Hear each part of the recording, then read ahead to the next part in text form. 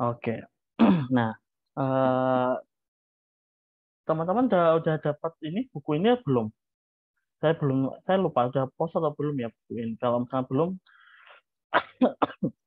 judulnya adalah Differential Equation for Engineering dan kita fokus di chapter 11. Nanti di sana isinya adalah materi yang mulai dari awal saya berikan hingga yang hari ini. Apakah ini sudah cukup jelas atau mungkin kurang besar? Sudah, Pak. Maaf, saya agak sedikit batuk.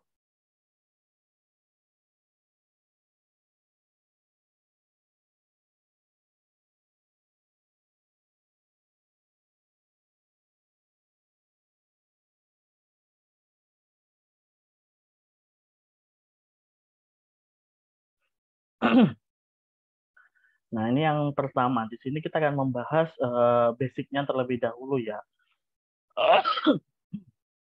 Nah, di sini untuk pengertiannya heat conduction. Jadi mungkin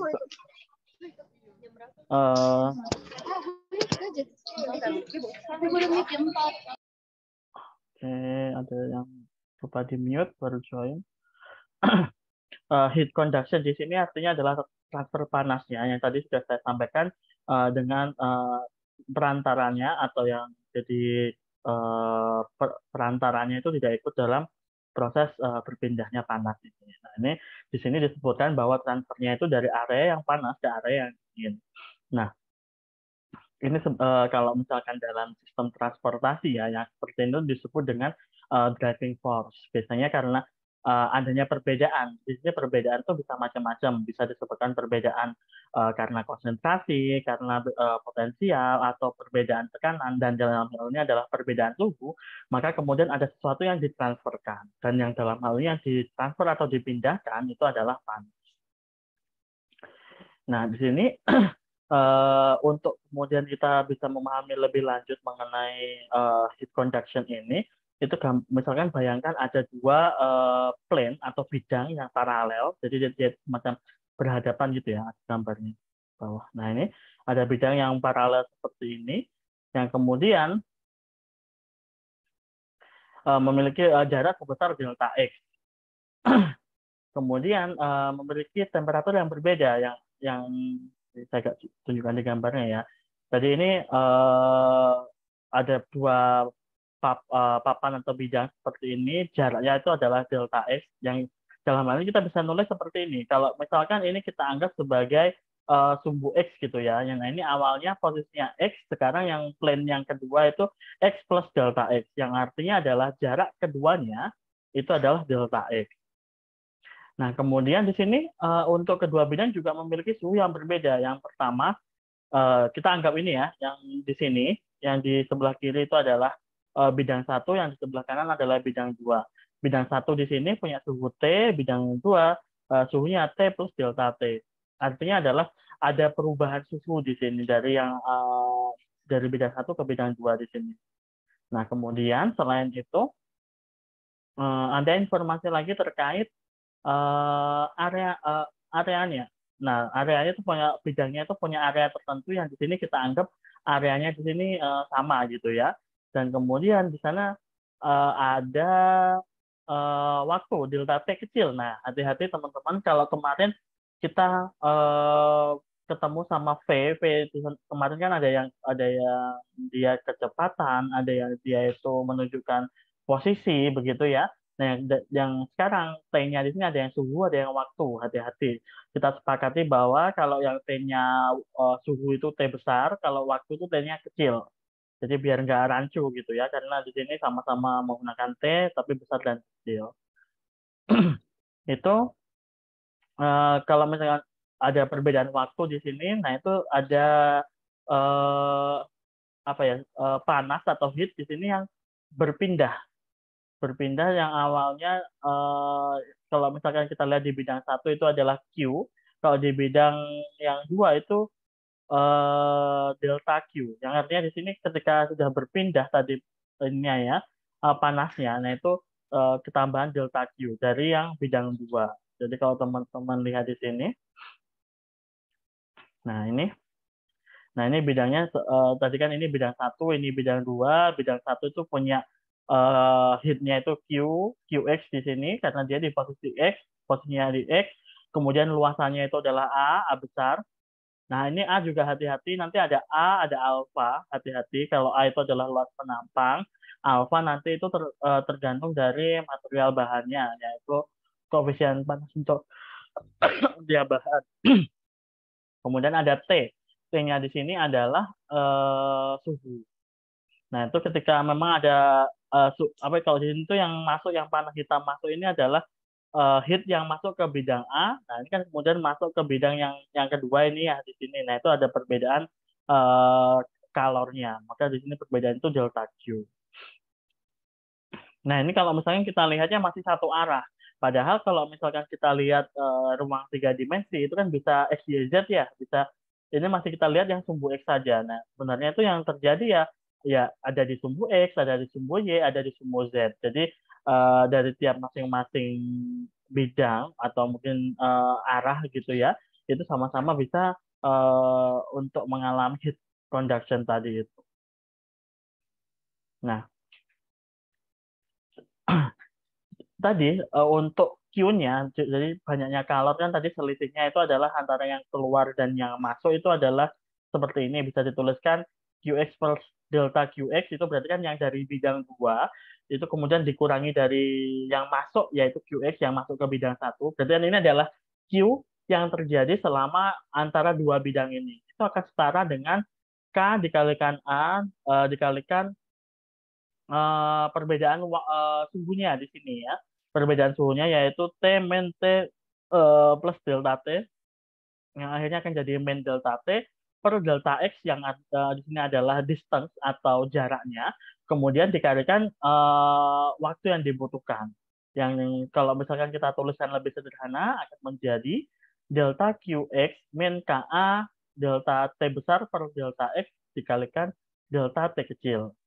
Tanda minus di sini itu menunjukkan bahwa si kalor tadi itu berpindah dari yang area yang hangat atau panas ke area yang dingin. Sehingga di sini ada kalor yang dilepaskan. Makanya dia bernilai negatif. Seperti itu. Untuk K ini adalah konstanta dari konduktivitas termalnya. Punyanya si bahan atau material atau apa ya, mediumnya ya kalau di sini. Nanti bisa macam-macam tergantung mediumnya itu apa. Misalkan apakah balok besi ataukah nanti kayu dan lain sebagainya. Nah, bentuk ini saya pakai anotasi ya sebentar. Bolpennya. Nah, untuk di ini bentuk yang ini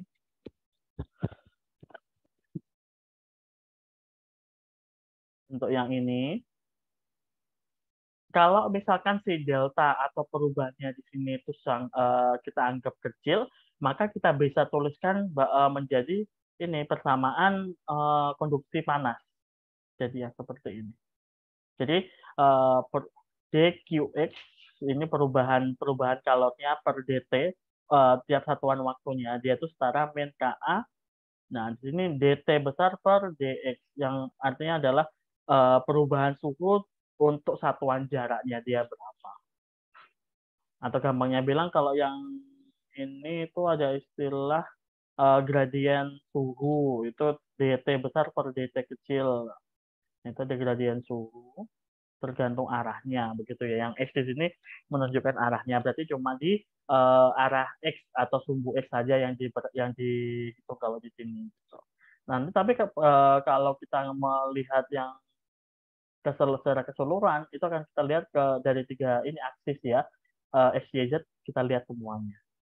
Nah sekarang kita akan coba lihat equation of heat conduction. Nah tapi langsung ini ketiga sisi akan kita lihat di sini.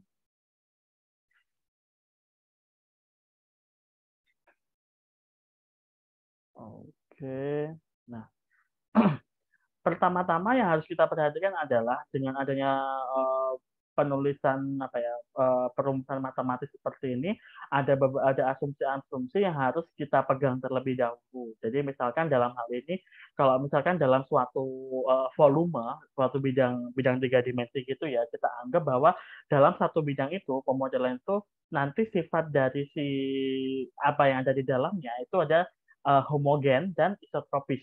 Jadi homogen itu artinya berarti di tiap titik nanti di dalam model atau mungkin penggambaran yang kita lakukan tadi, tiap titik itu seragam. Jadi punya apa namanya? Punya komposisi yang seragam begitu, sama isotropis. Nah, kalau isotropis ini sifat-sifatnya ke segala arah itu sama.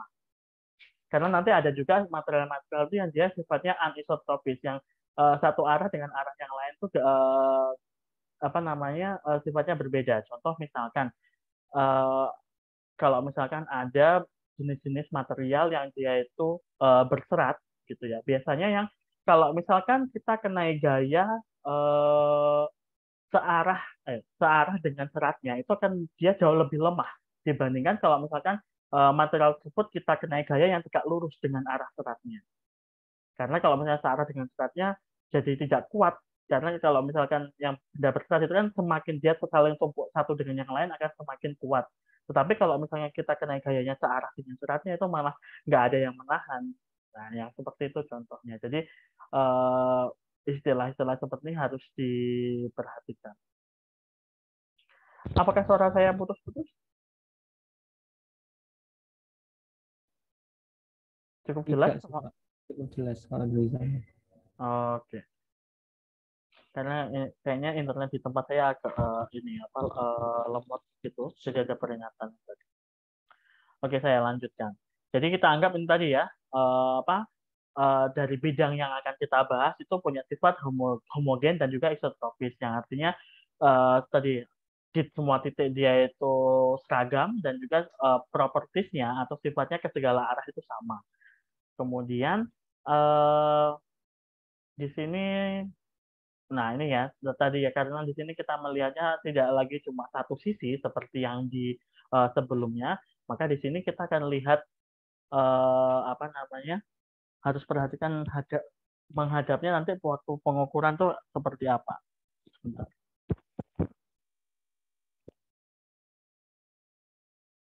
Videonya. Nah misalkan ada gambar di bawahnya masihan ya. Nah misalkan seperti ini. Kalau misalkan kita mau menghitung ke arah sumbu X, otomatis dia kan kalau ke arah sumbu X tadi membentuk luasan kan. Nah, luasan ini pasti terbentuk dari istilahnya ada sumbu Y dan sumbu Z yang membentuk suatu bidang. Kalian bisa membayangkan kalau misalkan ini ya, saya buat aksis dulu di sini. Teman-teman bisa bayangkan kalau misalkan ini ada aksis 3 dimensi seperti ini ya, ada X, Y, Z. Z. Nah, ini kalau misalkan kita mau menghitung ke arah sumbu X, otomatis kalau ini berupa bidang, nah bidang ini pasti kombinasi antara Y dan Z. Yang ini akan membentuk suatu luasan. Yang kemudian kalau ini ditarik searah sumbu X sebesar misalkan berapa X gitu ya. Nah, ini kalau kita gambarkan, maka dia akan menjadi sebuah ruang begitu. Nah, makanya di sini luasan di sini kan tadi kan kalau misalkan kita mau menghitung yang Q-nya itu kan min K dikalikan A dikalikan D, DT per DX ya. Di sini ada DT kecil yang itu artinya dia adalah overtime. Di sini yang kalornya di atas sumbu X. Nah, kalau kita mau menghitungnya dari arah yang sumbu X di sini, maka di sini untuk luasannya itu adalah kombinasi antara Y dan Z. Dan dalam hal ini, makanya A ini nanti itu akan diwakili oleh DY dikalikan DZ. Seperti ini. Sampai di sini dulu mungkin. Ada yang masih bingung atau mungkin perlu saya ulangi. Harus dipahami dulu nih secara konsepnya. Jadi Kalau nanti ini juga berlaku untuk yang ke arah yang lain. Misalkan kita mau menghitung yang ke arah sumbu Y, otomatis luasan yang muncul di sana itu adalah kombinasi antara X dan Z. Nanti kalau untuk menghitung luasannya berarti ya dx dz. Kalau pakai yang di sini ke arah sumbu Y kayak begitu.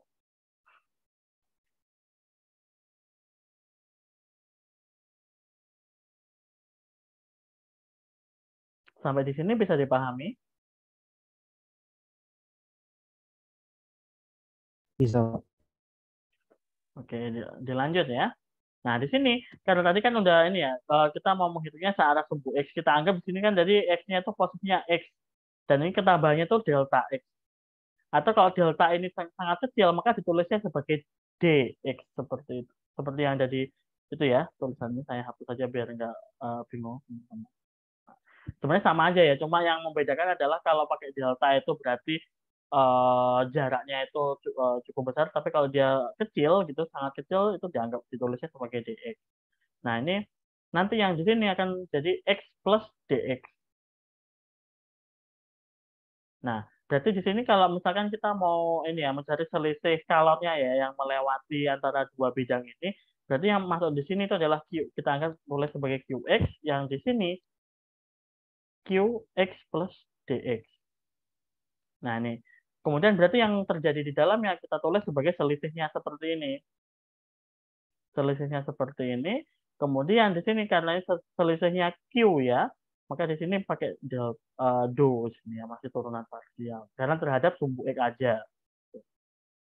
Nah, karena ini baru yang terhadap sumbu X saja, nanti kita harus jabarkan agar dia muncul untuk semua arah begitu. Nah, untuk muncul untuk semua arah akan jadi seperti ini cuma untuk menjabarkan begitu ya. Kalau ini tuh semacam kalau kita cari yang si selisihnya ini, makanya dikali silang dx-nya jadi di ruas kanan. Kemudian turunannya dqx tadi kan ini ya. dqx ya ini semua.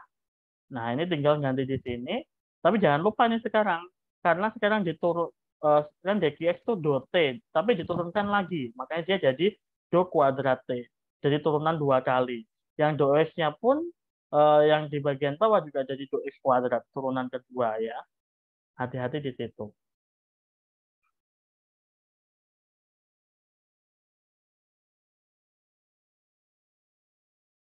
Nah, ini gambarannya jadi seperti ini. Gambarannya jadi seperti ini. Kalau tadi kan yang awal pertama itu yang mewakili mana kursornya? Ini kan cuma yang mewakili aksisnya X, sumbu X. Nah, sekarang kalau misalnya kita anggap 3 dimensi seperti ini, maka ada sumbu X, ada sumbu Y, ada sumbu Z yang itu bisa teman-teman lihat. Kalau searah X, nah di sini ada DQX sama DQX plus DX. Kemudian kalau searah sumbu Y berarti yang ke atas. Kalau yang ke atas kita ada ini, nah ini dan ini pasangan. Kalau yang Z berarti dari sini sama ini. Jadi ada dari ketiga aksisnya itu tetap diperhitungkan semuanya. Nah,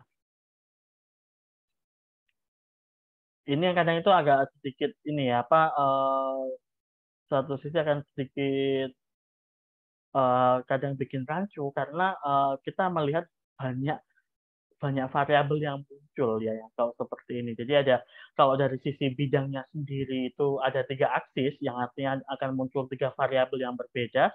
Kemudian jangan lupa nanti juga masih ada variabel waktu di sana dan suhu. Nah, itu makanya kalau misalkan di sini ya, ini setelah tadi itu digambarkan bentuknya yang secara 3 dimensi, kemudian kita dituliskan dalam bentuk seperti ini, maka ini ya, kalau tadi bentuknya awalnya kan yang ini ya terakhir ya. Jadi selisihnya ini adalah sama dengan men K yang artinya adalah koefisien konduktivitas termalnya punyanya si material dikalikan dx dy dz do kuadrat t per do x kuadrat dt kecil. Nah, itu akan jadi seperti ini. Dengan QG ini adalah apa ya, laju perubahan per unit waktunya. Perubahan ini ya, perubahan panasnya per unit waktunya. Makanya di sini jadi seperti ini. Yang terwakili di situ adalah ada K, kemudian sama do kuadrat T per do X kuadrat. Nah, itu jadi ini sisanya. Kemudian ada ini dikenalkan, nah ada kalau misalkan teman-teman ingat di fisika itu ada ini ya, yang apa, termodinamika. Jadi yang energi yang ada internal di dalam dari si bidang atau model yang kita bahas tadi itu bisa dituliskan sebagai berikut, yaitu rho C dikalikan dx dy dz, yang ini menunjukkan si aksisnya yang di mana dia bekerja, dikalikan do T besar per do T kecil kalikan dt kecil. Yang ini di sini berarti dia yang masih parsial, dt-nya di sini menunjukkan perubahan overtime gitu ya terhadap si energi internalnya. Rho-nya itu biasanya Ada Joy Jasprita. apa, rho-nya di sini itu adalah density atau kerapatan panasnya yang ada di apa, modelnya. Kemudian C ini ada specific heat of the solid. Nah, ini biasanya tadi ya ada K, ada rho, ada C, ada alpha juga, biasanya itu adalah semuanya konstanta. Jadi sudah diketahui tergantung nanti materialnya itu apa. Nah, di sini kalau misalkan kita lihat tadi ya, selisihnya untuk yang di sumbu X, sumbu Y, sumbu Z itu dijumlahkan, itu harus sama dengan eh, ini ya, total internal heat yang dihasilkan dikurangi dengan internal energinya. Nah, ini ya, ini termodinamikanya agak muncul di sini. Tapi yang di situ tadi, karena jadi kalor yang memang apa ya, bekerja di sana di arah sumbu X, sumbu Y, sumbu Z itu harus sama dengan tadi itu. Kalor yang bekerja itu berarti yang dari yang dihasilkan dikurangi yang energi internalnya si volume elemen tadi itu. Nah, di sini kemudian akan muncul seperti ini. Yang ini kalau dijabarkan lebih detail ya. Nah, makanya itu yang yang ke arah sumbu X tadi itu akan jadi do kuadrat T per do X kuadrat plus yang di sumbu Y juga do kuadrat T per do Y kuadrat plus yang di sumbu Z do kuadrat T per do Z kuadrat. Sama dengan, nah, sama dengan di sini ini do QG-nya di sini adalah karena dia ini adalah yang dihasilkan gitu ya, yang dihasilkan, makanya di sini nilainya minus. Itu Q kecil G yang artinya adalah ini ya tadi rate-nya atau laju penghasilan panasnya untuk yang di arah X, Y, Z dibagi dengan K. Nah, ini kadang-kadang agak harus hati-hati ya teman-teman untuk ininya menuliskannya di sini dibagi dengan K plus seperalfa, dengan alfa itu adalah K per rho C. Jadi kita di sini kita masukkan dulu nih ini variabel-variabel yang ada di atas tadi itu ke dalam sini untuk memudahkan.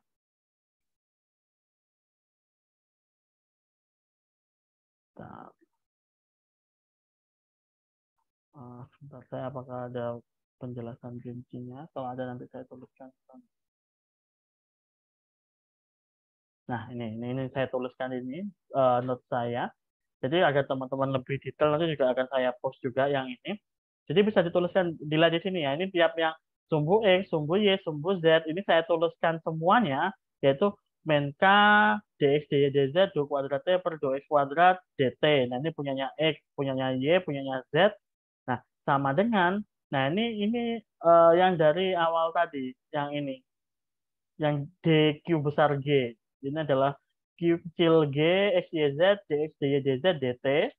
Terus kemudian dikurangi rho C, dx, dy, dz, do T per do T kecil dikalikan dt kecil. Nah, di sini dx, dy, dz sama dt disederhanakan semuanya, sehingga akhirnya di ending itu jadi seperti berikut ini. Min K-nya ini dipindah ke ruas kanan, yang ini makanya jadi minus tadi tuh. Yang jadi minus dibagi K, yang ini jadi plus sekarang. Rho C per K itu akan jadi seper alfa. Yang alfa ini adalah thermal diffusivity. Nah, ending inilah yang jadi akhirnya persamaan diferensial untuk heat conduction. Nah, ini mungkin step yang tadi di buku itu nggak ada ya. Ini di sini untuk dy, dx, dz sama dt kecilnya bisa disederhanakan karena di semua suku atau komponen itu punya, sehingga menyisakan yang ini aja.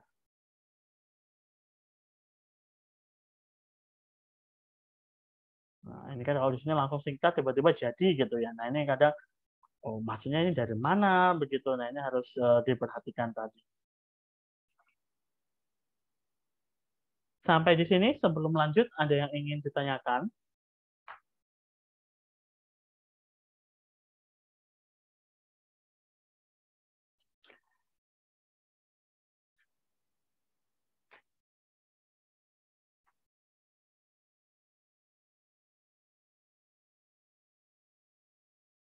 Apakah sudah cukup jelas?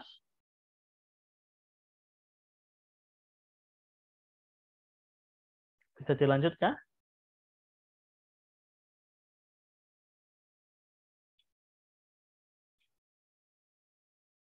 Bisa, Pak. Oke. Nah, setelah ini kita akan ketemu dengan ada beberapa macam untuk ini ya, apa namanya, penjelasan mengenai heat conduction. Jadi ada beberapa hal yang akan kita perinci nanti. Jadi pertama kita akan lihat dia itu sebagai istilahnya apa ya, perambatannya itu satu dimensi, nanti juga ada yang dua dimensi. Nah, yang satu dimensi di sini, kalau satu dimensi kita anggap y sama z-nya ini nggak ikutan di sini. Maka yang muncul dari yang hasil persamaan terakhir yang kita dapatkan tadi, hanya ini, do kuadrat t per do x kuadrat. Kita anggapannya cuma yang kita anggap berpengaruh dan berubah itu di sumbu x saja. Nah, yang di sumbu y dan z tidak berubah, sehingga di sini tidak diikut sertakan.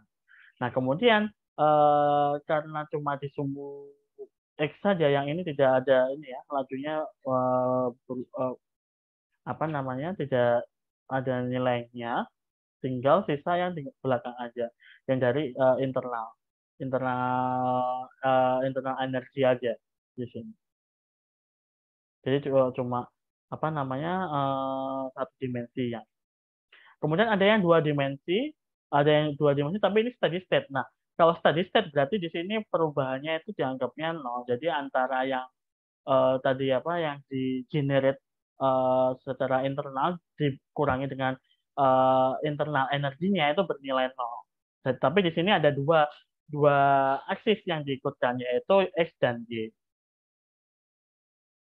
Kemudian ada yang satu lagi nih yang tiga dimensi. Kalau tiga dimensi keadaan steady state tadi ya, berarti dia tidak ada perubahannya, kita anggap sebagai nol. Kemudian tapi di aksis yang kita ikutkan tiga-tiganya, yaitu x, y, z. Seperti itu kalau kita lihat dari apa namanya, berapa dimensi yang kita perhatikan ketika kita menghitung heat conduction-nya. Ada juga yang bisa kita lihat dari sisi boundary condition-nya. Nah, kalau dari boundary condition-nya ini ada tiga macam juga seperti ini misalkan. Jadi ada yang dia itu bernilai spesifik gitu ya. Ada nilai spesifik dia suhunya berapa pada saat nilai X-nya berapa. X itu menunjukkan posisi, suhu di sini dilambangkan sebagai T besar. Ini ya, yang tadi kita ini sudah bahas. Jadi pada titik tertentu dia punya suhu sekian gitu. Ada ininya gitu, apa namanya? Sudah diketahui gitu. Ini namanya boundary condition-nya diketahui bahwa pada saat area tertentu atau titik tertentu itu sudah punya nilai suhunya diketahui sekian. Nah, ada kalanya boundary condition itu berupa yang kayak si B ini. Kalau si B ini boundary condition-nya pada titik tertentu dia punya laju perubahan kalornya itu senilai ini. Nah, ini teman-teman bisa lihat ini ada Q, itu kan artinya kalor. Di sini kalornya yang bisa apa jumlahnya dia berapa. Tetapi karena ada dotnya, nah, artinya dia kan laju perubahannya. Nah, di sini apa namanya dari yang tadi cuma subuh saja, kalau di sini berarti ada perubahannya nih, kalornya ada yang berjalan gitu.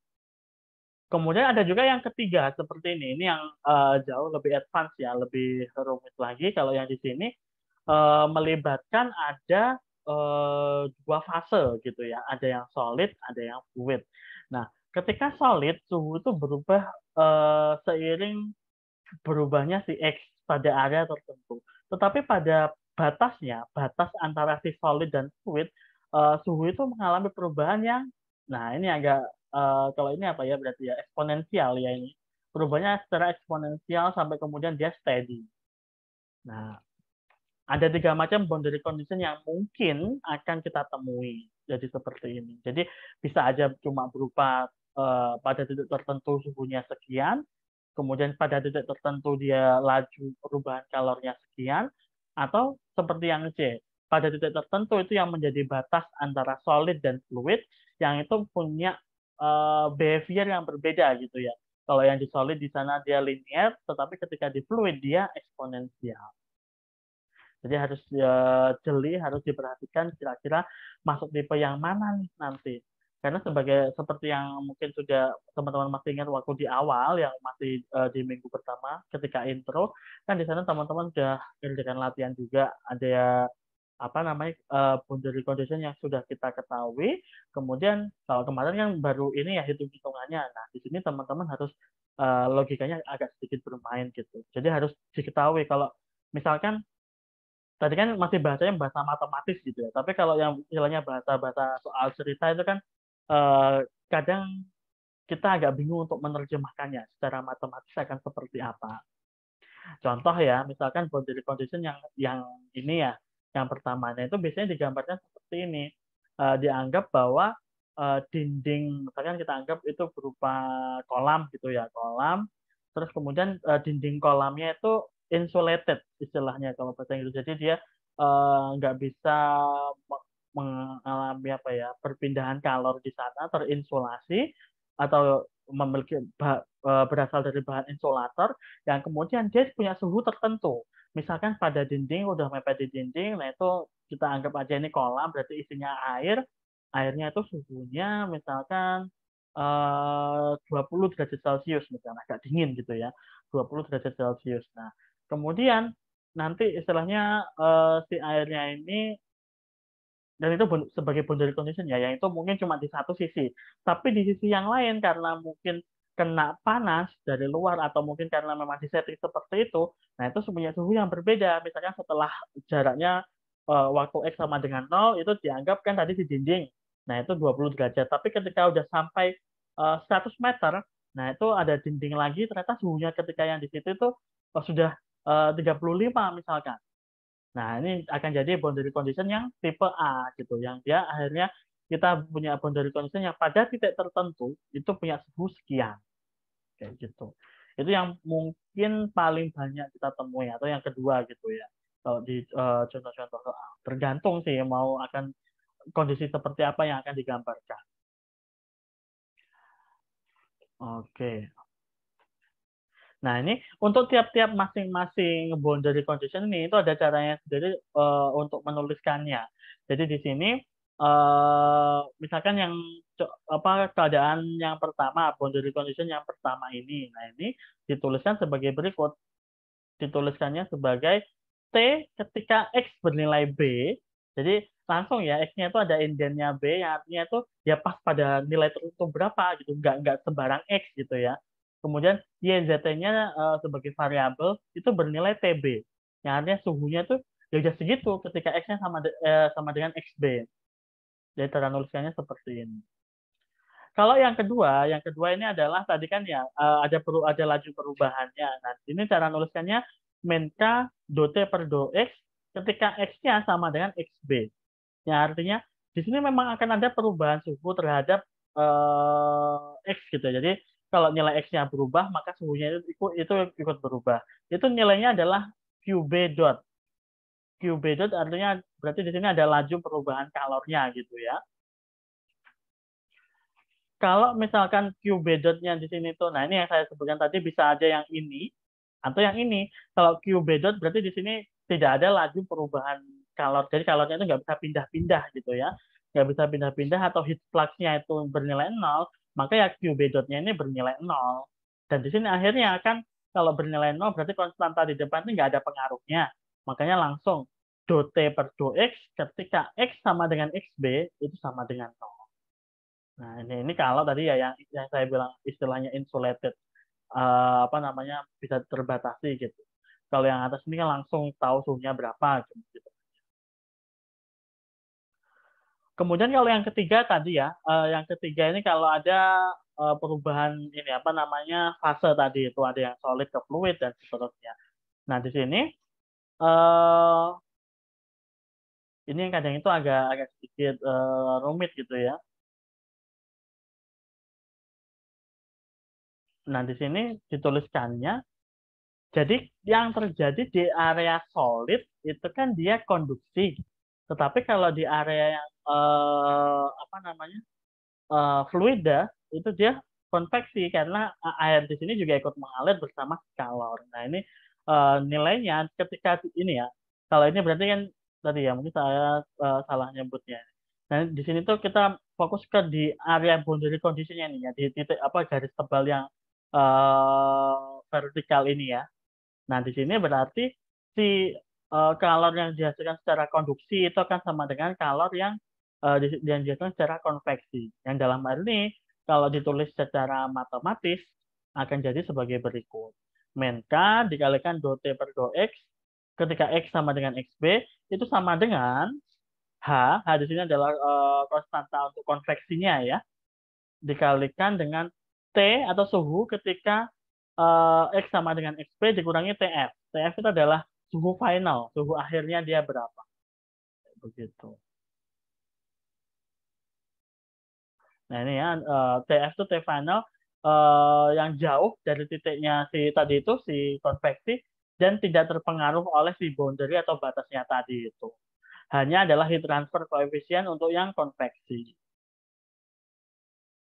Nah ini ada banyak macamnya ya jadinya di sini. Ada yang tadi kalau kita lihat dari dimensinya ada yang 1, 2, 3, kemudian yang membentuk partial differential equation itu ada yang derajat 2, ada yang derajat 1, seperti itu. Banyak sekali. Atau mungkin malah seperti yang tadi itu boundary condition yang pertama itu derajatnya derajat 0 karena memang langsung suhunya sekian gitu, langsung diketahui berapa.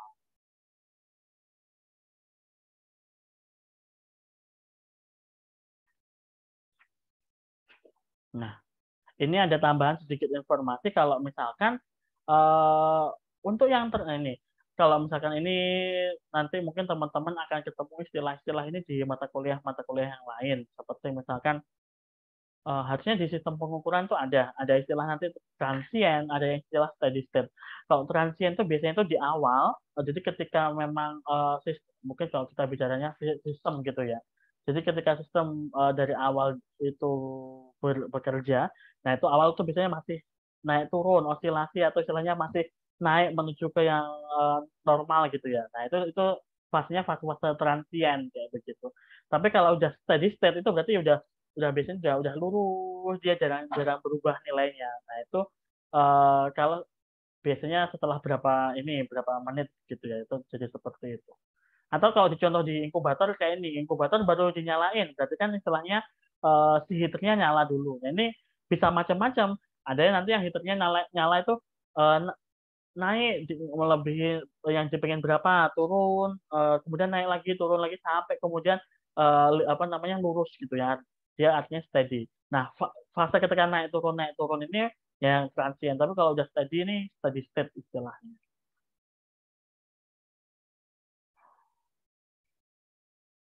Nah, itu tadi kalau yang satu apa namanya? Satu dimensi mungkin masih ini ya cukup simpel karena cuma melihat ke satu arah aja. Tapi kalau udah dua dimensi, nah ini kita akan bahas setelah ini. Nah, ini adalah contoh apa ya pengaplikasiannya. Ini saya ada disebutkan ya nama.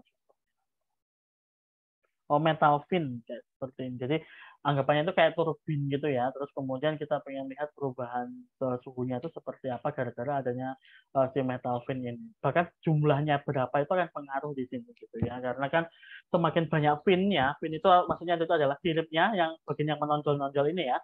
Itu akan mempengaruhi seberapa cepat untuk kemudian perpindahan kalor itu bisa terjadi. Nah, ini macam-macam untuk aplikasinya. Misalkan untuk apa ya istilahnya pengalengan minuman-minuman yang bersoda dan lain sebagainya atau beralkohol kalau nggak salah juga yang seperti ini. Jadi agar nanti itu tetap ada yang misalkan anggapnya steril, kandungannya itu nggak berubah, itu harus dipertahankan suhunya. Dan itu untuk istilahnya mempertahankan suhu untuk fluida yang cukup banyak itu kan susah karena kan berkaitan dengan luas permukaan yang mampu mengalirkan atau mampu sebagai tempat untuk keluar masuknya kalor. Nah, makanya itu dibentuk fin seperti ini. Fin itu ini apa sirip-siripnya ini tadi itu untuk memperluas permukaan dari area yang mampu untuk melakukan pertukaran kalor. Bahkan sampai tebalnya pun ini sempat diperhitungkan untuk kemudian untuk contoh yang tadi itu gitu ya.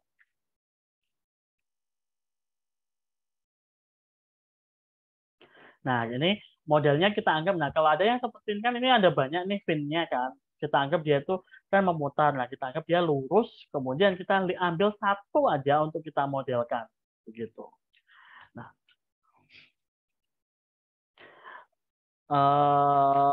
apa namanya? Kita anggap di sini si fin-nya ini kan dia panjang ya. Nah, kita anggap bahwa untuk sumbu Z dia itu sepanjang di sini kalau nulisnya itu tak hingga gitu ya. Karena dia panjangnya berapa itu yang di sini masih tidak diperhitungkan karena kita akan fokus ke bentuk areanya yaitu X yang arah sumbu X dan sumbu Y. Arah sumbu X itu disimbolkan sepanjang A dan sumbu Y ini sepanjang B. A dan B ini berarti kayak lebar sama tebalnya si fin ini ya, si siripnya ini. Nah, di sini punya karena kan tadi antara solid dan apa fluid itu punya ini ya apa namanya punya behavior yang berbeda ya ketika ini untuk apa untuk perpindahan kalor. Nah di sini kita menggunakan yang untuk yang karena masih berhubungan dengan fluidanya itu pakai yang konveksi di sini. Nah di sini makanya ada H1, H2, H3 yang di area di sini punya apa ya istilahnya tadi itu kalau H itu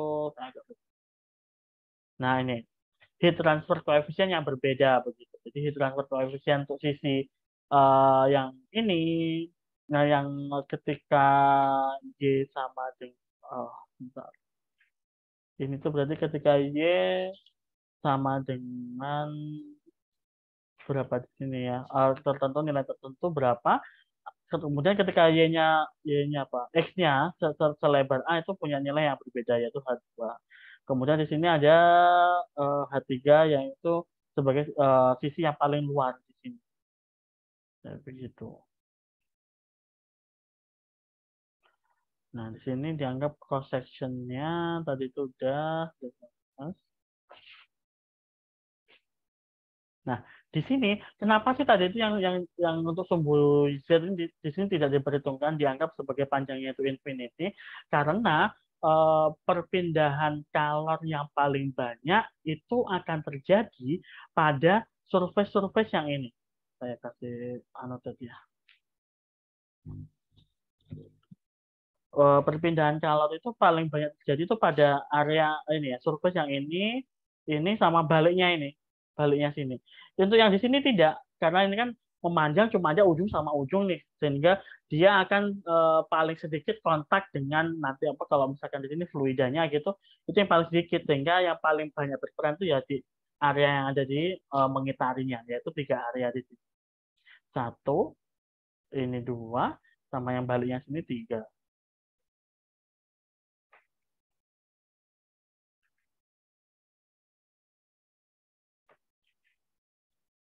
Nah, karena tadi kan dianggap sebagai ini ya, apa ada 2 dimensi.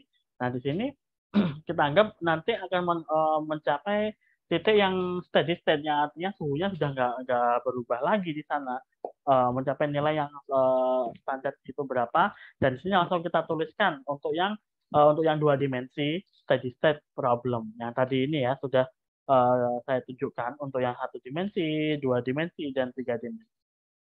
Di sini untuk Q dot B-nya bernilai 0 ya di sini karena udah steady state. Jadi di sini tinggal do kuadrat T per do X kuadrat plus do kuadrat T per do Y kuadrat. Dengan X, nah ini ya hati-hati, X-nya punya batas. X-nya punya batas mulai 0 sampai A, dan Y-nya punya batas 0 sampai B. Nah, ini hati-hati. Sampai di sini untuk apa ya, mulai dari ilustrasi, kemudian bagaimana memahami kok dari yang bentuknya 3 dimensi kita cuma ngambil sedikit doang. Ada yang ingin ditanyakan mungkin atau belum begitu paham? Perlu diulangi begitu?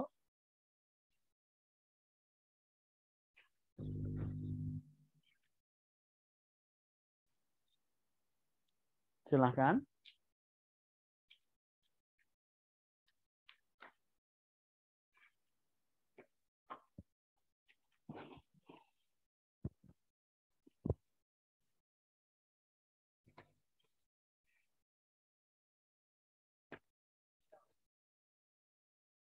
Apakah sudah cukup jelas?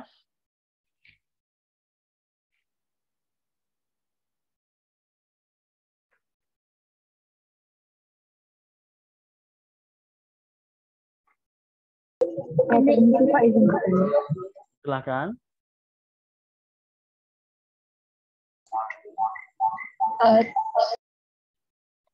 Ada kayak suaranya feedback, Ella.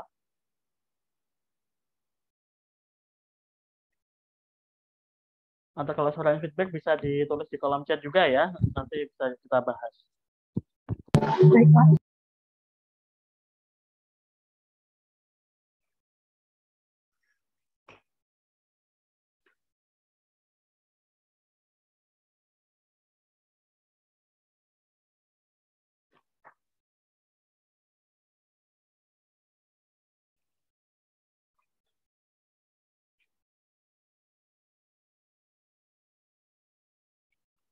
Yang lain mungkin ada yang mau ditanyakan, silahkan.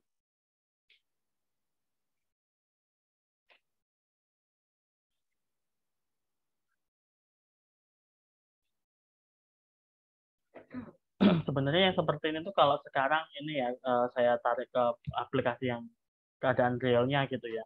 Ini tuh dilakukan ketika kemarin waktu awal-awal pandemi COVID gitu ya. Saya tahu tuh dari dosen ITB kalau nggak salah itu mencoba memodelkan gimana kalau misalkan ada ruangan dengan ukuran tertentu. Kemudian ada satu orang yang memang positif gitu ya. Tapi orangnya itu nggak sadar dan kemudian masuk ke dalam ruangan tersebut yang diisi oleh beberapa orang itu seberapa cepat kemudian bisa menyebar. Nah, itu tuh bisa disimulasikan dan kemudian persebarannya ini kan nanti ada rumusnya sendiri nih dan tapi cara persebarannya itu mirip dengan yang kalor ini gitu.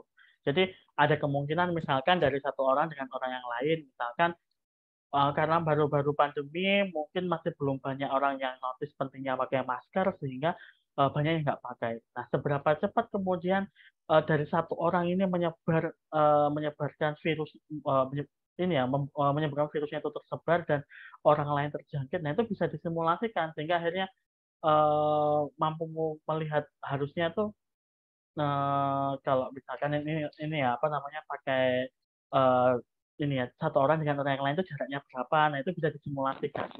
Nah, itu apa ya bentuk advance-nya dari apa yang kita pelajari hari ini. Ini pertanyaan dari Ella tadi. Untuk yang Vin tadi, untuk batasnya apakah juga melewati 2 luasan, Pak? Karena sepertinya hanya 1. Untuk batas X. Maksudnya batas X itu yang di sini kah, Ella? Atau bagaimana? Kalau yang kita lihat di sini, ini ya, kan kita lihat variabel yang memang dilihat berpengaruh di sini ya. Nah, makanya untuk yang di sini, harusnya kan kalau dilihat yang 3 dimensi itu kan X, Y, Z itu semua kalau memang berpengaruh diikutkan semua. Tetapi untuk yang Z di sini tidak diikutkan dalam proses nanti yang hitungan matematis karena memang di area yang Z itu kan cuma ada di ujung-ujung, yang artinya itu akan sangat minim untuk melakukan transfer heat-nya begitu. Sehingga yang diperhitungkan itu adalah cuma 3 sisi tadi itu. Yang sisi yang ini kelihatan ada 2 kan, sama yang di baliknya. Sehingga yang di atas ataupun yang di bawah itu dianggapnya nggak terlalu berpengaruh dan dianggap panjangnya yaitu memanjang sampai infinity kalau di sini.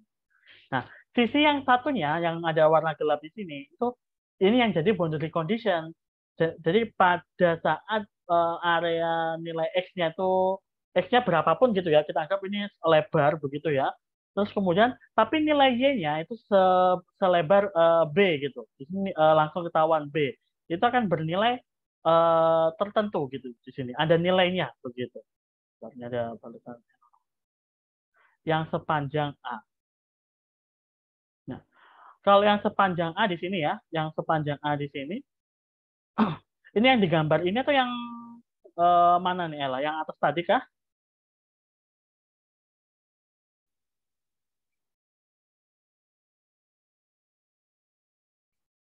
Oh, yang ini oke.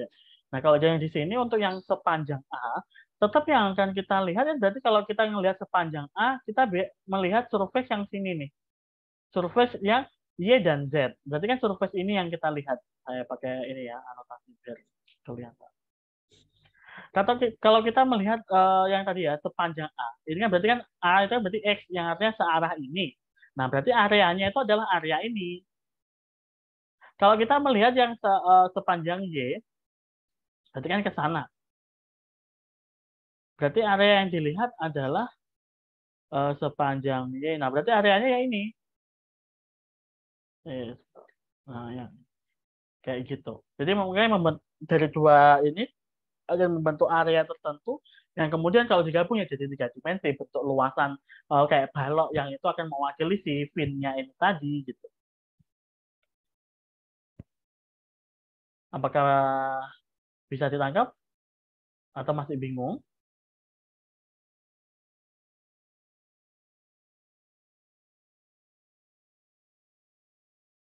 Oke. Ada lagi yang lain? Silakan. Ini harus pahami dulu ya, kenapa akhirnya model kita jadi seperti ini. Yang awalnya yang kita ketahui keadaannya itu awalnya kan ini yang dia masih bentuknya berupa kayak baling-baling gitu ya, dia memanjang.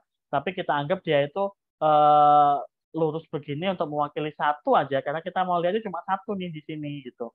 Per satu fin-nya ini yang mau kita lihat dan diambil area kecil di sini gitu misalnya. Silakan jika ada lagi yang ingin ditanyakan. Izin bertanya, Pak. Silakan. Tadi di bagian bawah kalau nggak salah itu Y sama dengan B itu sama dengan 0, Pak. Yang bagian bawah. Yang bawah, Pak. Yang mana Pak? Salah ya? Terakhir. Ini ya? Rumus terakhir. Iya, Pak. Oh, enggak 0 deh, Pak. Iya sama dengan... Oke. Nggak jadi, Pak. Ngerti, Pak. Yang mana? Yang mana?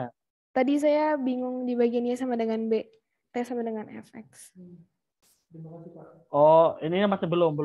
Ini masih setelah ini akan saya jelaskan. Baik, terima kasih, Pak. Oke.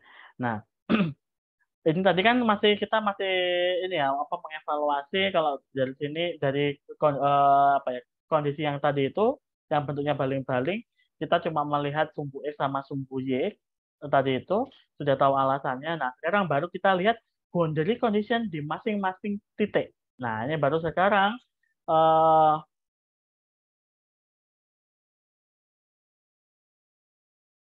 kita lihat bentar.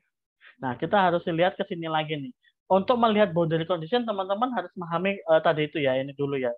Karena di sini yang jadi boundary condition itu akan dilihat yang pas area-area ketika kita anggapnya itu nilainya 0 sampai batasnya tertentu. Nah, kalau tadi kan kita tahu nih batas-batasnya X-nya itu 0 sampai A, Y-nya itu 0 sampai B. Nah, kita lihat ketika X-nya sama dengan 0, nah di sini X sama dengan 0, itu artinya di sini ya. Bentar, ini agak ribet. Ketika X sama dengan 0, maka di sini apa ini ya? Yang ini tuh yang konduksi itu akan sama dengan yang konveksi. Tadi itu loh yang kayak yang di awal, kayak kondisi yang ini. Nah, ini. Jadi yang konduksi akan sama dengan yang konveksi.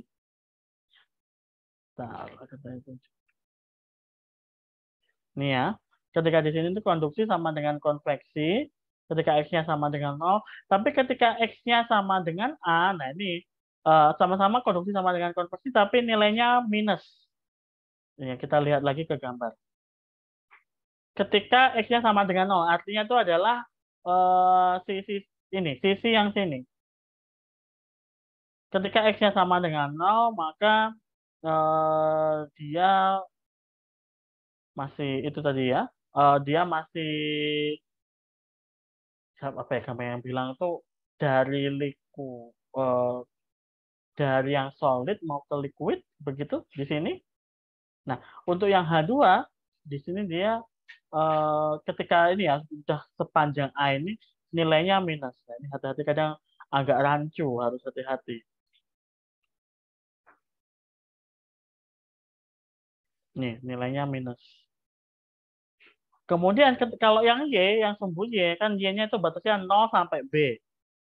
Nah, untuk ketika Y sama dengan 0, Y sama dengan 0 kan berarti kan yang ini ya, sumbu Y yang ke sana. Berarti yang Y sama dengan 0 itu yang area yang ini. Untuk area yang sini itu mirip seperti yang atasnya, yaitu kita pakai apa namanya tadi, yang konveksi sama dengan konduksi. Tapi jangan lupa ya, di sini hanya H atau transfer koefisiennya itu ngikutin masing-masing loh ya, harus hati-hati karena tadi tiap sisi itu punya nilai H atau transfer koefisien, heat transfer koefisien itu yang berbeda-beda. Kemudian jangan lupa kalau di sini kita ngelihatnya sumbu Y berarti dia turunannya terhadap Y variabelnya gitu. Nah, ketika Y sama dengan B, nah ini yang menarik. T akan sama dengan Fx yang dalam di sini adalah ketika Y sama dengan B, itu adalah sisi yang sini. Itu adalah sisi yang nempel di bagian ini. Yang artinya di sini dia itu bernilai suhunya itu bernilai angka tertentu gitu atau fungsi tertentu yaitu fungsi X di sini. Tergantung X-nya posisinya di mana, yaitu suhunya berapa. Kayak gitu. Jadi ini adalah salah satu bagian yang krusial. Jadi teman-teman harus pahami untuk masing-masing ini kondisi gitu ya, tergantung titiknya berapa sampai berapa tadi itu. Nah, kemudian di sini di ini ya, consider special case kalau nilainya H1, H2, H3 itu menuju infinity. Maka di sini apa namanya? Dia dianggapnya itu kalau menuju infinity berarti dia sangat besar, yang artinya itu thermal kontak satu surface dengan surface yang lain itu akan dianggap semuanya sama. Jadi kalau misalkan tadi si H ini muncul kalau misalkan memang dia itu ada di perbatasan antara solid dan fluid. Tapi kalau di sini nilai H-nya itu dianggapnya sangat tinggi, kalau di sini menuju infinity, nah itu dianggapnya adalah perfect thermal contact. Yang artinya udah langsung aja si thermal bisa melewati di sana. Nah, di sini bisa kita tuliskan bahwa ketika T-nya itu X-nya bernilai 0, maka dia adalah T final. Ketika T-nya X-nya bernilai A, itu sama dengan T final. T final itu berarti suhu akhirnya gitu ya. Yang karena adanya tadi ada apa? Kalornya berpindah begitu. Nah, suhu akhirnya itu adalah T final ini. Nah, ketika Y-nya bernilai 0 itu TF, ketika Y-nya sama dengan B, ini ya, ketika Y-nya sama dengan B, maka T-nya itu sama dengan T0. Yang artinya adalah T mula-mula di sini. Ya. Ini efek gara-gara ini tadi.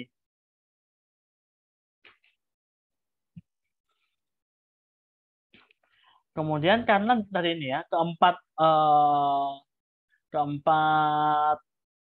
apa ya kamu yang bilang ya, sisi begitu di sini ternyata tidak sama sifatnya, maka mereka dibilangnya untuk boundary condition-nya itu non homogeneous. Jadi tidak homogen begitu. Karena ya memang satu sisi di sana sebagai tempat yang mungkin jadi agak sumber kalornya gitu ya, karena yang nyambung ke apa namanya di ujungnya fin, ya yang tiga yang lainnya itu yang nanti akan tempat apa ya, menjadi tempat transfernya kalor dari yang fluid atau dari yang solid menuju ke fluid begitu.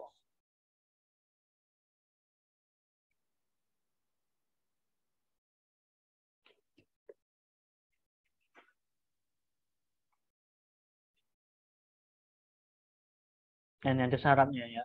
Kan nanti tetap ya setelah ini mulai dari yang kemarin yang hari ini pun untuk menyelesaikan permasalahannya permasalahan ini ya apa partial differential equation-nya kita akan menggunakan separation of variable seperti yang sebelumnya. Jadi kita harus memisahkan variabelnya variabel x sendiri, variabel y sendiri begitu.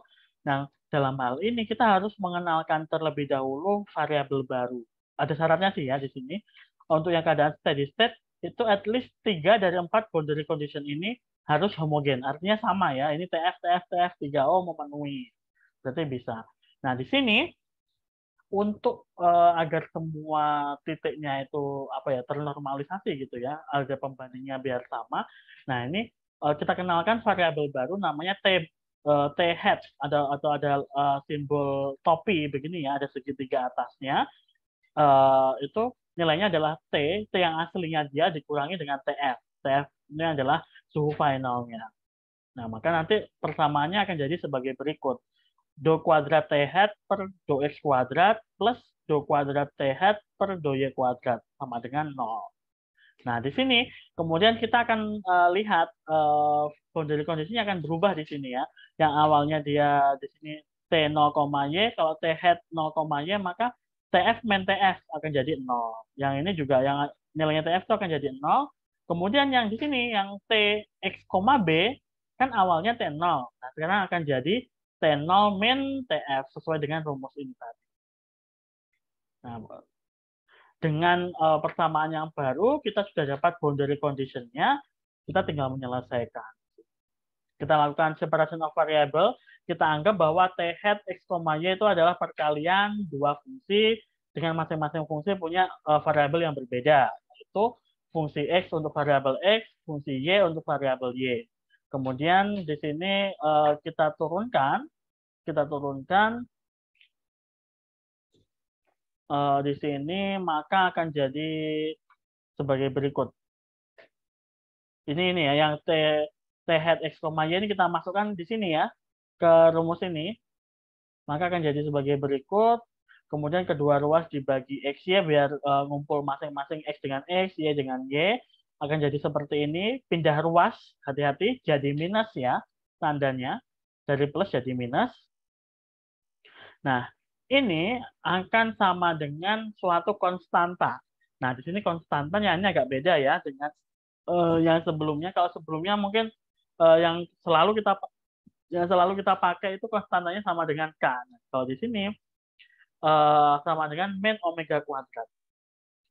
Ini nanti ada tujuan tertentu. Kenapa sih sekarang konstantanya diganti ini? Nah, tujuannya adalah untuk memudahkan proses selanjutnya setelah ini. Sekarang kita coba cek perhitungannya. Kita lihat yang di ruas kiri dulu ya. Kita lihat yang variabel X. Jadi di sini saya tulis. Saya udah kasih penjelasan detail di sini. Nah, inilah nih saya tulis seperti ini. Untuk memudahkan nantinya untuk mencari akarnya, makanya pakai min omega kuadrat. Nah, ini sudah dimasukkan, diinputkan. Kita lihat yang ruas kiri dulu. Seper X, D kuadrat X per DX kuadrat sama dengan min omega kuadrat. Nah, ini kemudian ini dikali silang, kemudian pindah ke ruas kiri jadi plus. Nah, ini kalau kemudian di apa namanya? Seperti yang sebelumnya ya, ini tipe yang ketiga. kita pakai itu lambdanya plus minus I omega. Kemudian untuk X-nya, untuk fungsi X-nya, itu akan jadi A cos omega X plus B sin omega X. Nah, beda sama yang sebelumnya. Kalau sebelumnya kan kita masih mengenalkan ada beta, ada K, begitu ya. Nah, di sini langsung min omega kuadrat, begitu, untuk memudahkan. Kemudian setelah ini yang fungsi X sudah dapat, sekarang kita fokus ke yang fungsi Y. Fungsi Y jangan lupa ada minusnya ya di sini. Dikali silang ke kanan, kemudian pindah ke ruas kiri, sama seperti yang sebelumnya. Nah, ini agak beda dengan yang ini tadi. Kalau ini kan langsung nih bisa ketemu seperti ini. Kalau yang ini, karena ada minusnya, maka lambdanya itu adalah plus minus omega. Kalau yang ini tadi, lambdanya itu plus minus I omega. Kalau yang ini sama dengan omega, maka dia adalah bentuk yang pertama. Teman-teman masih ingat kan ya? Kemarin ada tiga macam bentuknya. Saya buka itu di materi yang pertama ya. Saya coba buka.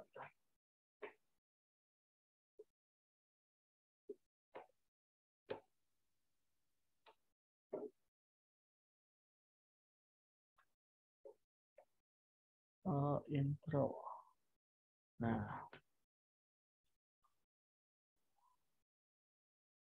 Nah, ini masih ingat yang ini kan? Kalau dia plus minus I, kalian pakai omega ya, I omega, maka dia pakai yang ini, A cos beta X plus B sin beta X. Kalau dia nggak ada I-nya, maka dia bentuk yang pertama, kita pakai yang A cos, ada ini, ada hiperboliknya ya, ada cos H beta X plus B sin H beta X.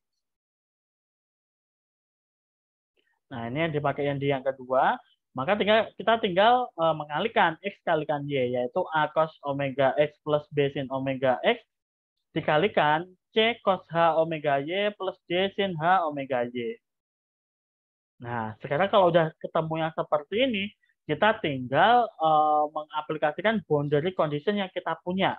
Tadi kan boundary condition, tapi boundary condition yang baru ya, yang sudah T-hat. Jangan sampai keliru yang pertama. Tapi kita pakai yang T-hat, yang tadi yang 0, 0, 0, dan T0 min TF. Tadi itu ya. Saya cek lagi naik ke atas, yang ini ya. Yang 0, 0, 0, T0 min TF. Kalau yang di buku, kita pakai yang ini. Yang udah T-hat. Yang 0, 0, 0, T0 min TF. Kemudian, kalau sudah dapat, kita aplikasikan yang pertama.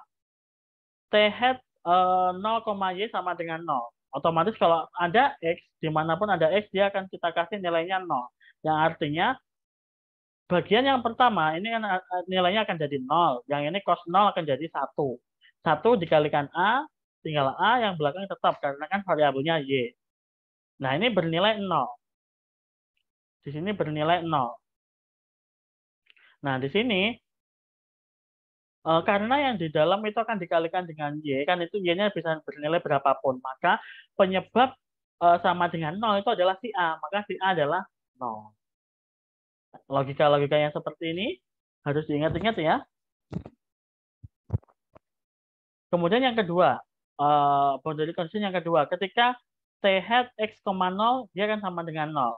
Maka di sini, ketika ada Y-nya, semua dimasukin 0. Nah, di sini yang hasilnya sin hiperbolik 0 itu 0, maka yang di sini cos hiperbolik 0 itu 1. Makanya tinggal C di sini.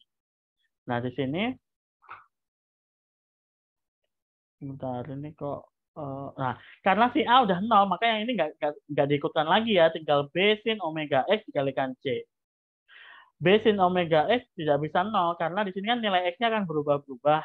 Maka di sini yang menghasilkan 0 itu adalah si C. Maka C itu sama dengan 0.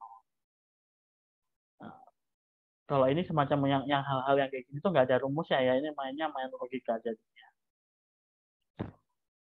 Kemudian kita harus bentuk terakhirnya adalah T-hat X, Y dengan A dan C sama dengan 0. Jadi B sin omega X kalikan D sin H omega Y, itu akan jadi, nah ini, B sama D saya jadikan variabel baru yaitu F untuk memudahkan. Karena kan seperti yang sebelumnya, karena di sini endingnya akan jadi sama-sama konstanta, maka yang bisa dikalikan dan bisa disederhanakan harus kita sederhanakan. Biar di ending kita tidak terlalu banyak konstanta. Kayak begitu. Sekarang kita aplikasikan lagi boundary condition yang sisanya. Kan sudah diaplikasikan 2 nih di sini. Sekarang kita pakai yang ini, A, Y. T hat A, Y juga bernilai 0. Maka F sin omega A sin H omega Y itu bernilai 0.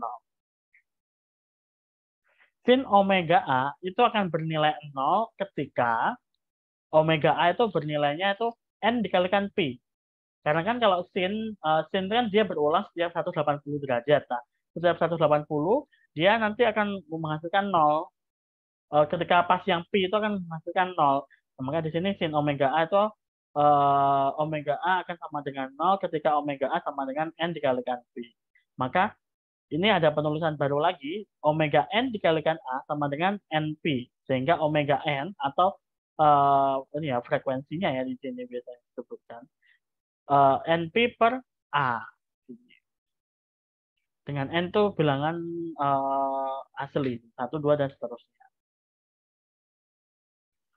Kemudian sekarang ini T hat-nya ending sudah jadi Fn sin omega Nx sin H omega Ny.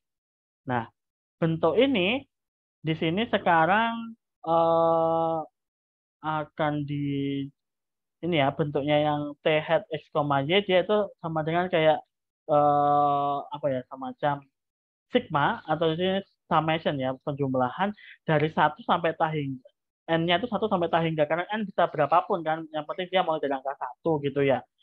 Nah, di sini 1 sampai tah hingga Fn dikalikan sin NPX per A sin H NPY per A.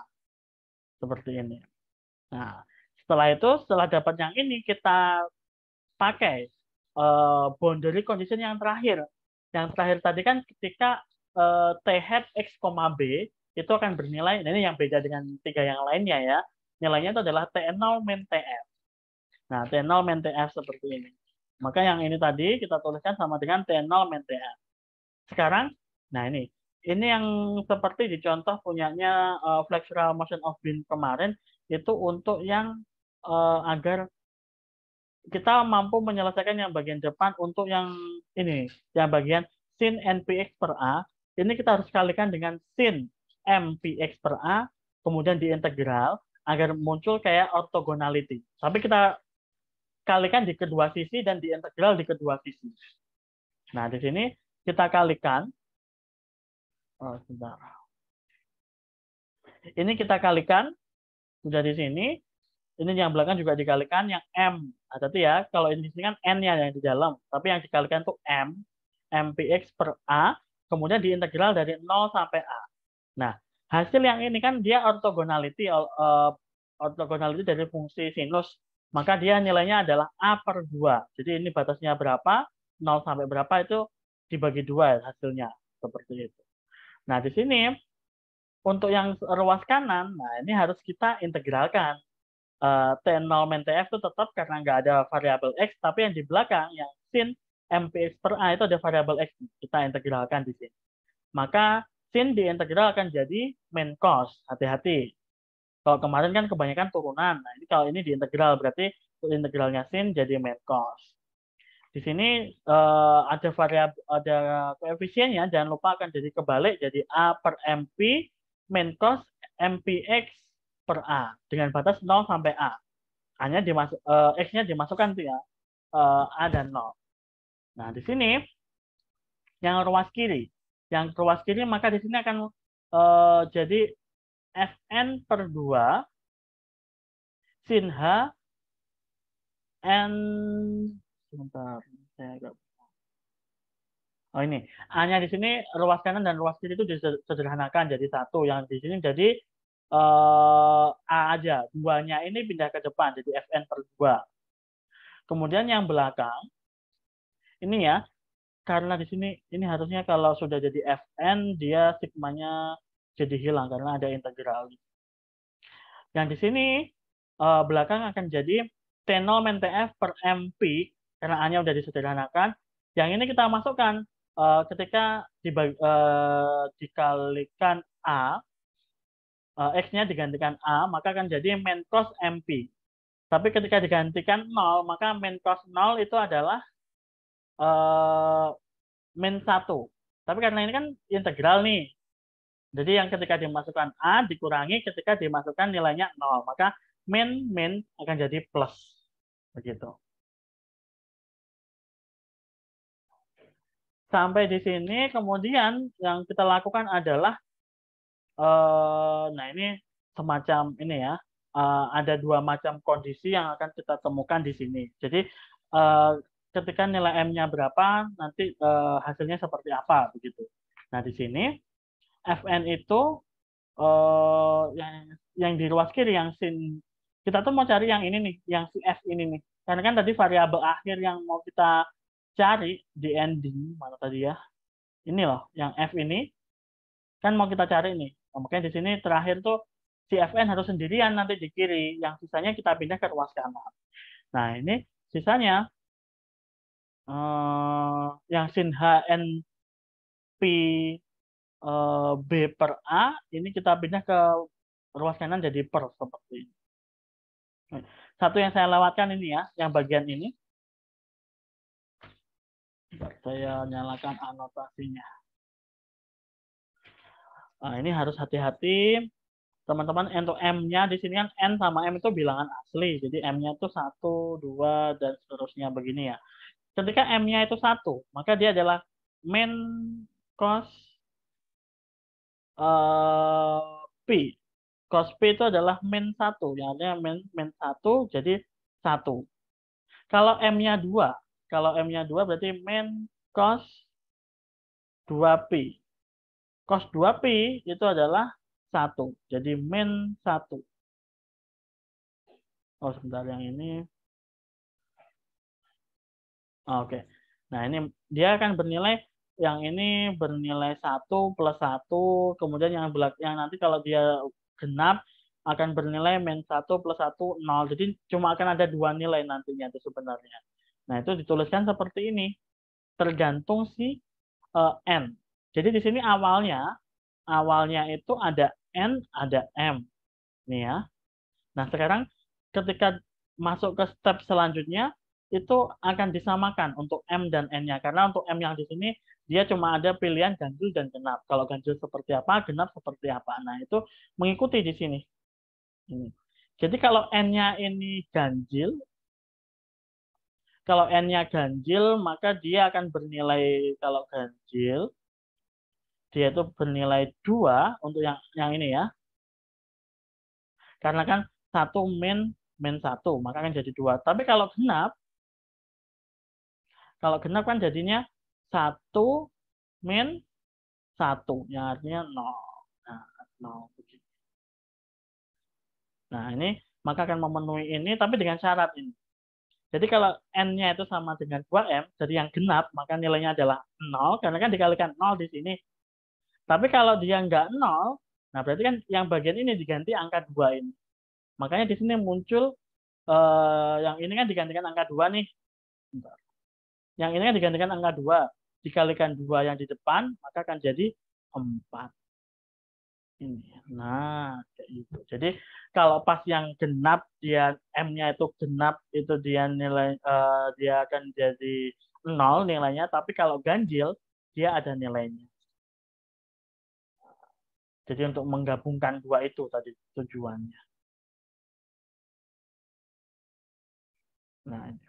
Nah, ini baru dapat Fn. Ini belum selesai ya. Perjalanan kita cukup panjang tadi dari awal. Dari sini kita tinggal masukkan. Tadi kan sudah terakhir sudah sampai di sini ya. Sampai di sini kan T hat itu T hat X, Y sama dengan TXY min TF. Berarti TXY-nya T hat X, Y plus TF. Nah, T hat-nya kita masukkan yang ini tadi. Ini masih ada sigmanya ya, yang rumus awalnya. Fn-nya kita ganti dengan yang baru yang ada nilainya. Jadi kita nggak fokus yang nilainya 0. Kita fokus yang ketika ganjil tadi. Ini ya, ada syarat-syaratnya seperti ini. Jadi harus jangan lupa ditulis karena memang khusus untuk yang ganjil saja. Plus TF ini jangan lupa ini TF gara-gara yang di sini. Nah, kemudian hasil akhirnya sebagai berikut. Ini semacam di ini ya, digantikan. Setiap ada N itu digantikan 2M plus 1. Nah, ini kan kayak ini N, jadi 2M plus 1. Ini N, jadi 2M plus 1. Yang di bawah pun juga gitu. Yang di sini juga ada N, itu 2M plus 1 yang di sini. Yang di luar, ini 2M plus 1. P-nya ini ikut yang di sini. Nah, ini bentuk yang terakhir yang panjang ini adalah distribusi dari suhu untuk heat conduction pada bidang 2 dimensi pada keadaan steady state. Nah, akhirnya ketemu nih di akhir. Jadi teman-teman dari yang awal tadi harus hati-hati. Pertama yang kita ini ya saya flashback di awal harus paham dulu bagaimana kemudian untuk masing-masing boundary tadi itu, untuk masing-masing batas itu apa yang terjadi di sana. Nah, ini perhatikan ini tadi. Kalau misalkan nanti ketemu soal yang seperti ini dalam keadaan steady state ya, sama-sama 2 dimensi ya, ikuti ini begitu. Tapi ini akan mengikuti ini ya, dilihat kondisinya tadi itu. Kayak misalkan Y sama dengan B ini akan menghasilkan T sama dengan Fx karena ketika di bagian, saya kembali ke buku ya, tadi. Karena di bagian ini, tadi itu yang di sini ya, itu bagian yang bukan yang fin-nya, tapi yang bagian yang solidnya ini yang kemudian akan menghantarkan panas ke fin-nya ini. Makanya di sini T-nya yang dianggap sebagai T0 gitu ya, itu setara dengan Fx, yang artinya nilainya akan berubah-ubah tergantung posisi X-nya. Gitu. Nah, tapi untuk yang ketika X-nya sama dengan 0, X-nya sama dengan A, atau Y-nya sama dengan 0, nah ini hasilnya adalah tadi itu. Ini ya, sudah diketahui. Jadi harus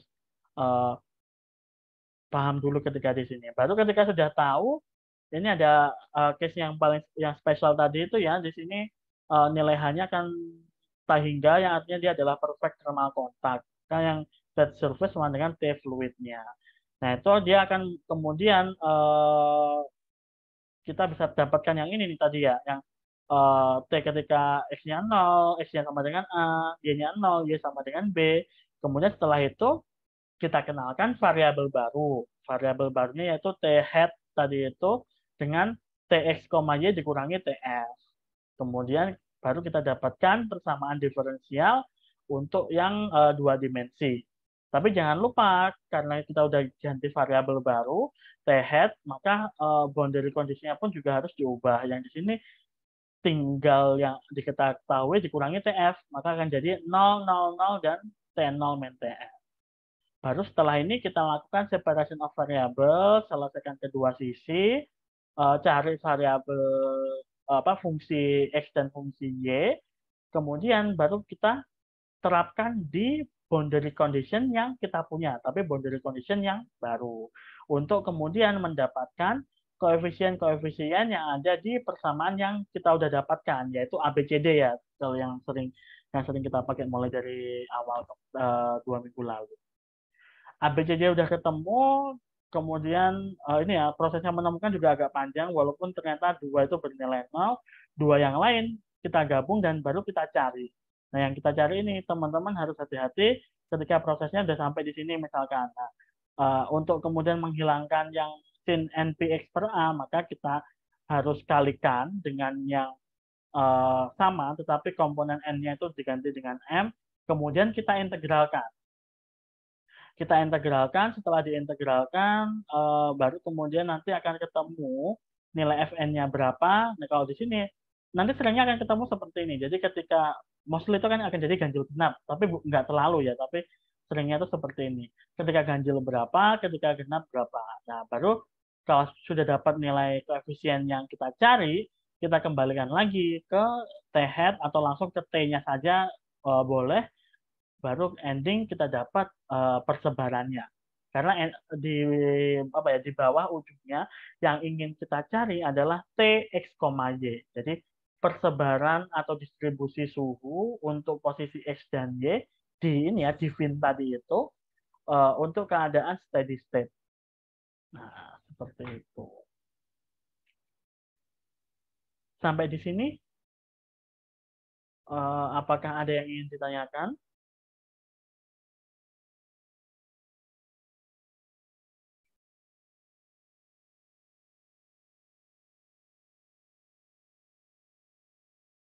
Silakan.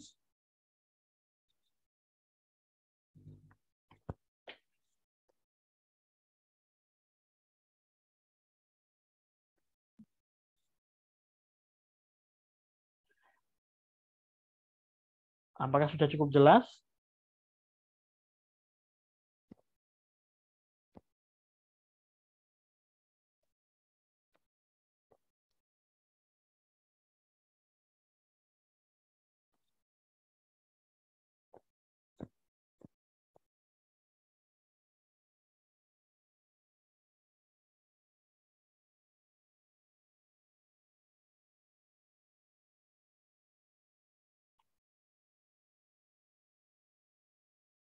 Oke, kalau untuk hari ini mungkin saya sampai di sini karena untuk selanjutnya akan saya jelaskan di pertemuan hari Kamis yang akan saya jelaskan mengenai ketika keadaannya itu bukan steady state, tapi keadaannya transient atau yang masih berubah-ubah.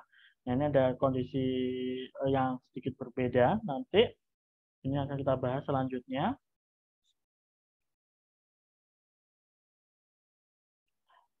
Atau teman-teman juga bisa, nanti ini akan saya post juga, nanti teman-teman bisa melihat ini atau yang langsung dari buku, jadi bisa langsung mungkin mau di-review, nanti ketika ketemu bisa langsung bertanya mungkin. Atau dari yang tadi penjelasan saya yang tadi, ada yang masih bingung, misalkan minta diulang bagian tertentu, silahkan. Karena memang ini materinya cukup panjang untuk yang ini ya, masih hitungan semua. Jadi nanti mungkin akan saya post sekalian dengan yang latihan soal yang untuk yang minggu lalu. Untuk nanti mungkin semoga minggu depannya udah pertemuan terakhir sebelum UAS. Nah itu kita bisa membahas latihan soal di sana. Silakan jika ada yang ingin ditanyakan.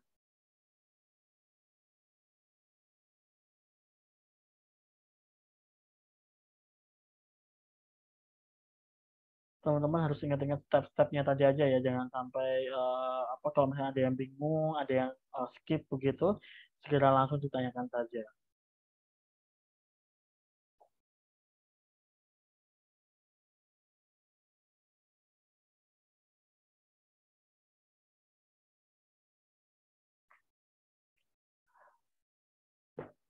Baik, kalau misalkan tidak ada pertanyaan, bisa kita akhiri untuk hari ini.